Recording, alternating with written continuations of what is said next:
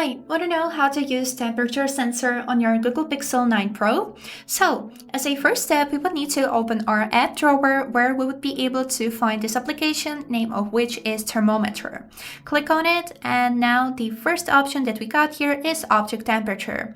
Click on it, and here choose the type of object that you would like to know the temperature of. For example, food, liquid, or cooking surfaces. For example, I'll choose the last one, and here, as you can see at the bottom part, we got here this bubble, which is currently saying cast iron. If you would like to measure a temperature of different surface, we can click on it and here choose from a list. So for example, I'll just choose default and click done.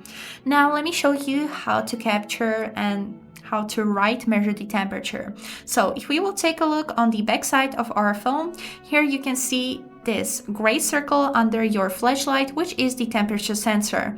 You'll be able to see its location on your screen right here. It's showing the white circle around it and also this little white dot inside.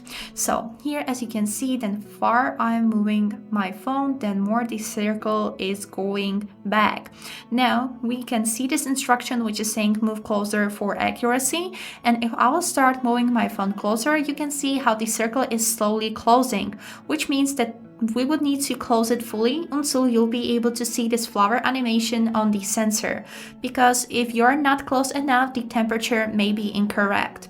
So now when we can see the flower animation, we can click on the temperature to capture it. Here you can see some information and also warning that the accuracy may be vary based on the selected material. Here we can click save, and you will be able to see your last 7 days results in this app. And that's it. Now by clicking on the plus, we'll be able to make another measurement. For example, let's take food and organic, then click done. And now we would need to simply put our phone close enough so we can see this flowery animation and capture the temperature. Click save, and this is it. I hope this video was helpful, and thank you for watching.